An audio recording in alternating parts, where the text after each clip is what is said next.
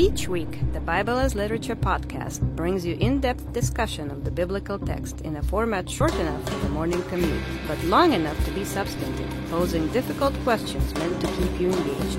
If you value this work, please consider donating as little as 25 cents per episode. That's just $1 per month. To learn more, please visit patreon.com/Bible. That's patreon.com/Bible. Thank you. Hi, this is Father Mark Boulos with the Bible as Literature podcast. Throughout the Gospel of Mark, the primacy of sowing the seed of the Bible, the folly of misplaced amazement, and the sin of the fear of men are all demonstrated by means of the Lord's instruction and action. Most importantly, the teaching of Christ's death and resurrection is plainly stated. Still, somehow, Mark's message did not sink in. At the end of the story, the followers of Jesus were so afraid of what men might do to them that they betrayed and abandoned their beloved Master. Failing to trust in the promise of the Lord's resurrection, they instead went searching for a body. Worst of all, when commanded to preach what Jesus had already explained in chapter 8, they went out and fled from the tomb, for trembling and astonishment had gripped them, and they said nothing to anyone, for they were afraid. Lacking trust in the Lord's teaching, they were amazed and so afraid that they refused to sow the seed of the gospel as commanded. To see what is in front of one's nose, George Orwell writes, needs a constant struggle. Richard and I discuss the Gospel of Mark, chapter 16, verses 1 to 8. You're listening to the Bible as Literature.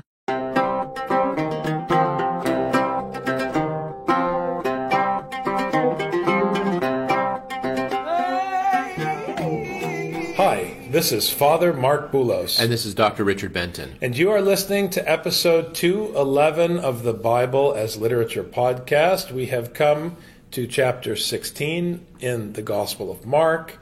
This is now the section where Mark's teaching about fear and his critique of poorly assigned amazement come to a head. The people are wanting a miracle, they want the fireworks, they want Caesar, they want big, tough superhero. And instead what they got is this weak, shameful criminal on a cross. They're hoping there might be a happy ending, a transformation. He comes off the cross, or a fiery chariot, or God comes and saves him, or Elias comes and saves, whatever. They want something big. But when it doesn't happen, there's shame and fear because, did we put our trust in the wrong guy? And why would they think he's the wrong guy? Because he doesn't look like Caesar. Years ago, our professor, Father Paul Tarazi, described the Gospel of Mark as an onion. We're talking about amazement, Richard. We're talking about fear. We're talking about the things that people are looking for. And if we assume that the reader is searching for the same thing that the crowds are searching for, that's the psychological mechanism at work.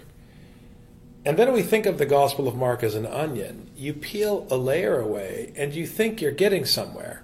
And you keep peeling layers back, and you peel more layers back. It's a challenge, right? What am I looking for? Can I find it? There seems to be more here. You keep pulling back more. But when you get to the end of an onion, it's empty, just like the tomb. So whatever you were looking for at the center of Mark or at the end of Mark, it was always right in front of you. This is the point. There's nothing to get to. It's what has been said all along. That's why Jesus didn't want to talk about the ending of Mark, because you don't need the ending of Mark to hear what Mark is saying.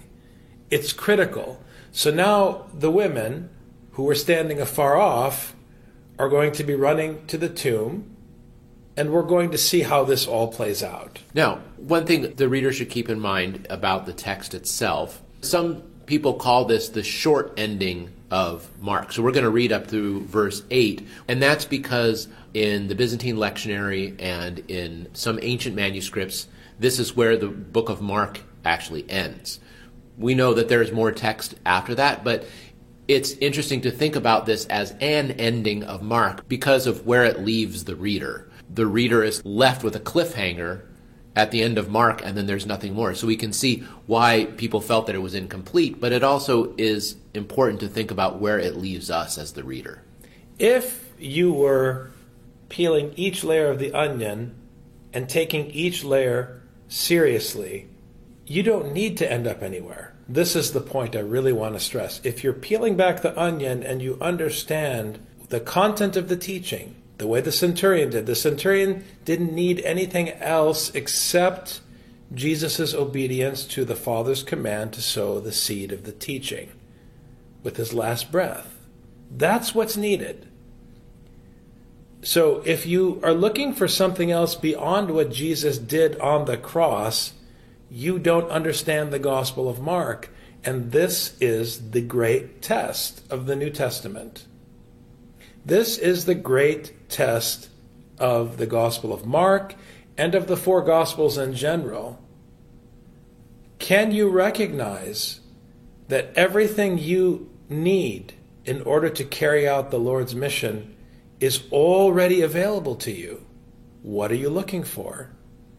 When the Sabbath was over, Mary Magdalene and Mary the mother of James and Salome bought spices that they might come and anoint him.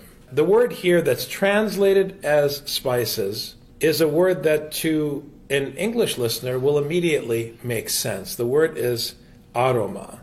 It's the word that we use in English to describe a beautiful smell. Aroma, aromatic.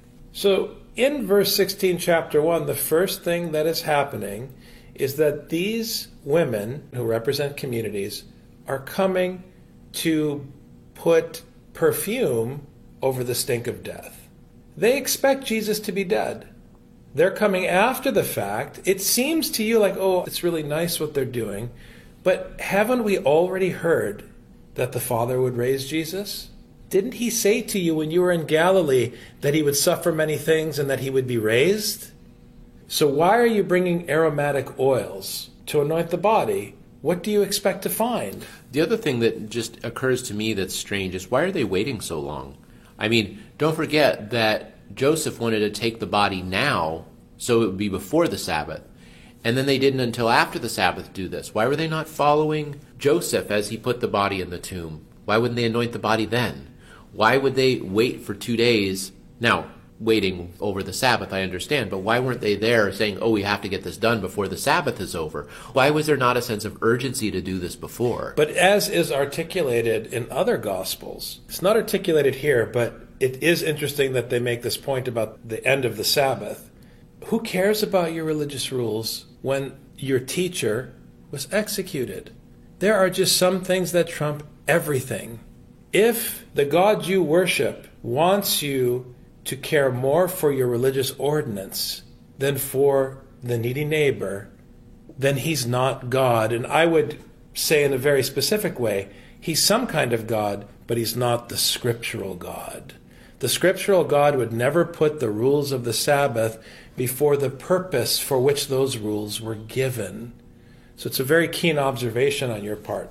Very early on the first day of the week, they came to the tomb when the sun had risen. This also seems suspicious. Very early in the morning, the first day of the week, at the rising of the sun, why are they sneaking around? Why is it only 3 of them?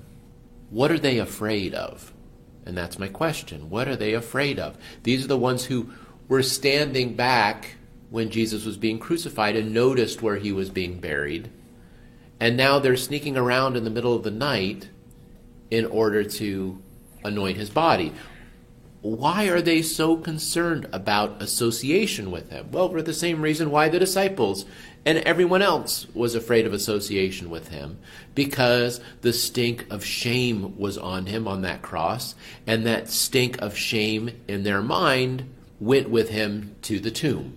And so they brought their spices in order to purge the stink of the shame of what they had witnessed when they saw him crucified, and there was no fantastic, amazing, awesome miracle. Now we come to verse 3. They were saying to one another, "Who will roll away the stone for us from the entrance of the tomb?"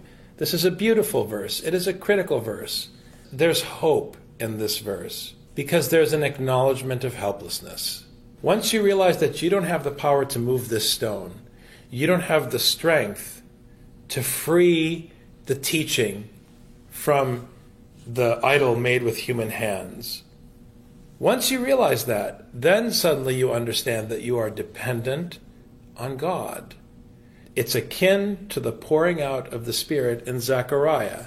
The people have committed all kinds of evil, and they don't understand, and they don't see, and they can't comprehend. They're just blind to their own wickedness. That's what sin is.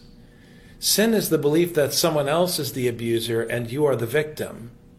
Wisdom is the understanding that you are the abuser and that there are no victims, only abusers. Everyone has to think this way because that is the basis for love and overcoming our own tyranny. So here, as in Zechariah, they've been committing a sin that they don't understand because of their fear, because of their misplaced amazement, their cowardice, all of it.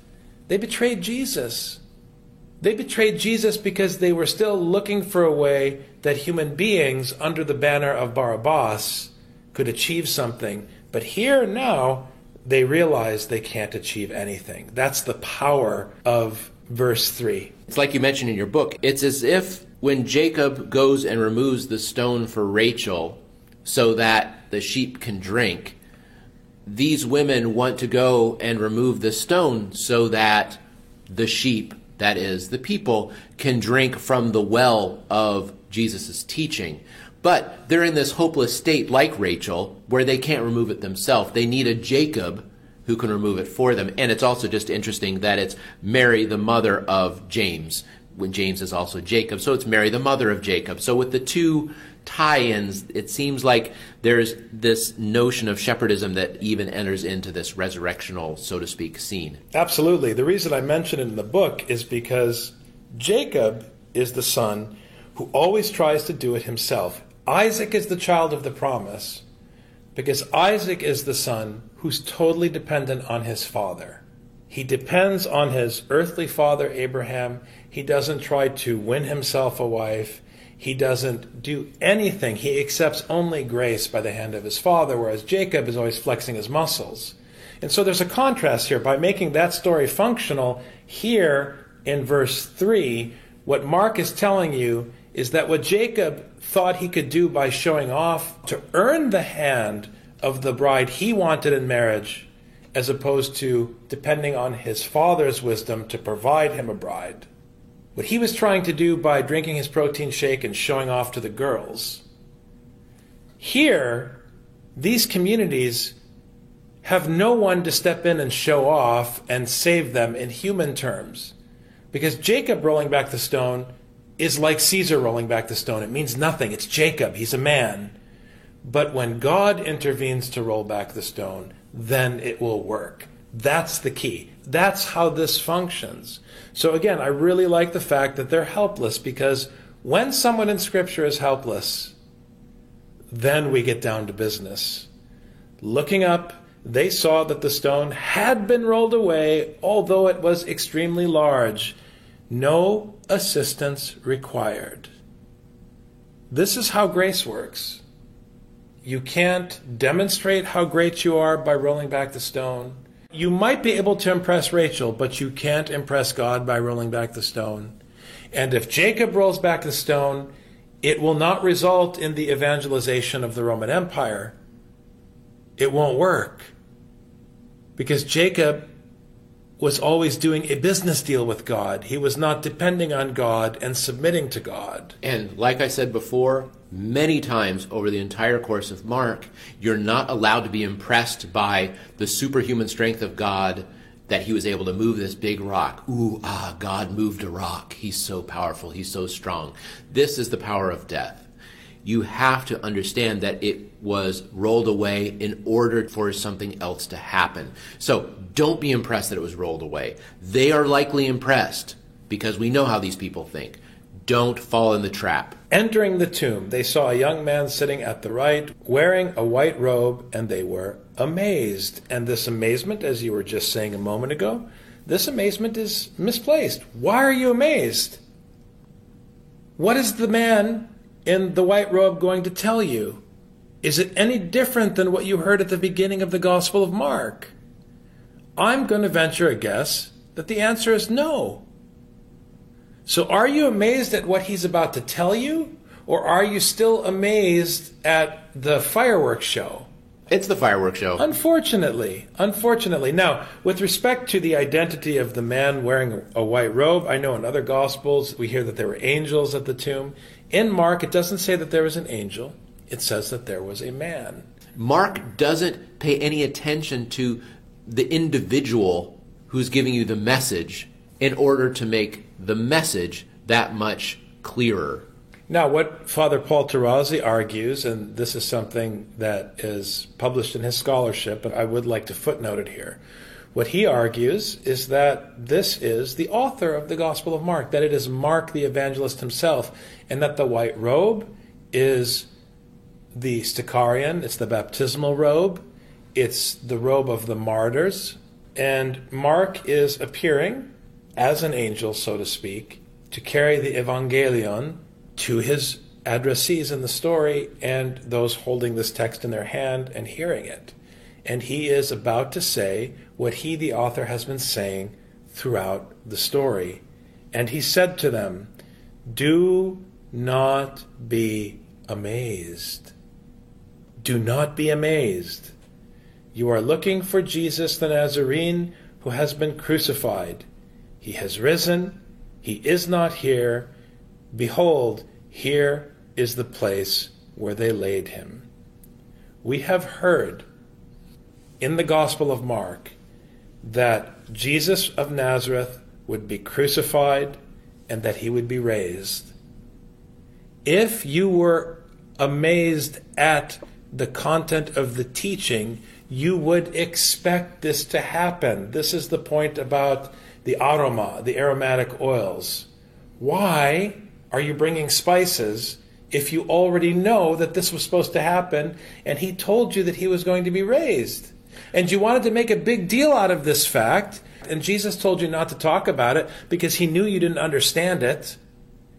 And now the word has been fulfilled and you're amazed? Come on now. They went there to remove the stink of the shame that they thought would be stuck on Jesus, but instead they removed the stone, and rather than living waters coming out, it was this teaching from a guy who was in the tomb, and the teaching was, "Do not be amazed. But go, tell his disciples and Peter, he is going ahead of you to Galilee. There you will see him just as he told you." Now, why Galilee? Because it's Galilee of the nations, of the Gentiles. It's the movement of the teaching. It's the movement of the sower sowing the seed out to the nations, which is in fulfillment of the entire biblical story. The Bible doesn't work if it's only applied to one tribe. The Bible is universal. The Bible is for everyone. The Father's love and grace is for everyone.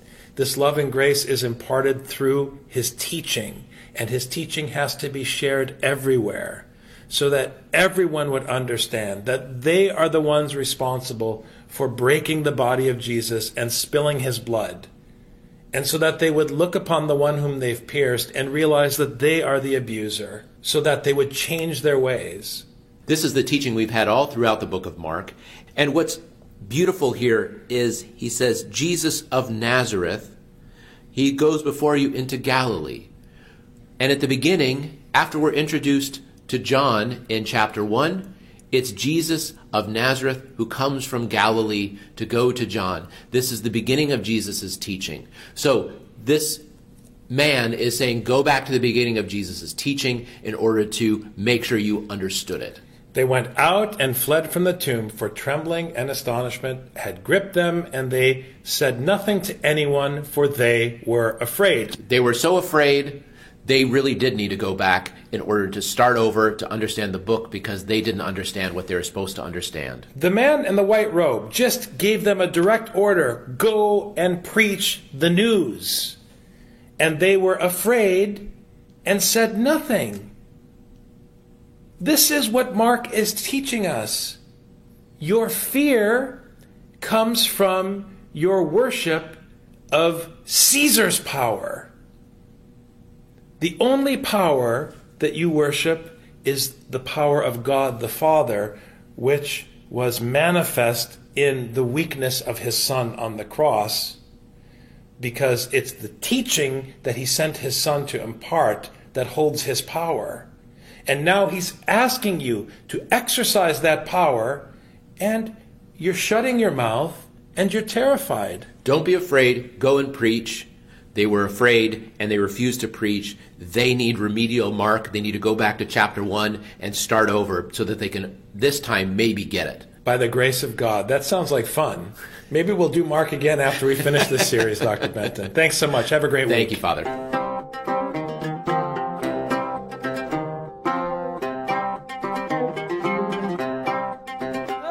You've just heard the Bible as Literature. Thanks for listening. The Bible as Literature is a production of the Ephesus School Network.